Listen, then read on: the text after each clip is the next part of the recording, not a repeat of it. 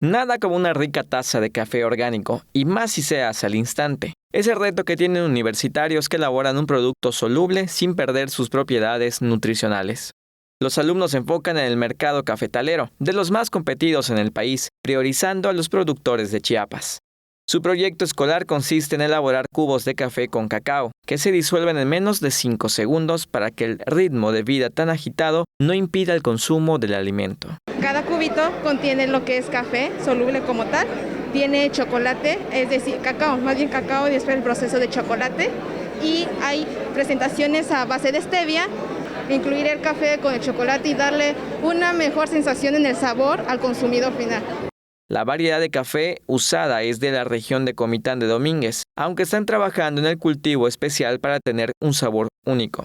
El cubito prácticamente se disuelve en cuestión de 3 a 5 segundos. Agarras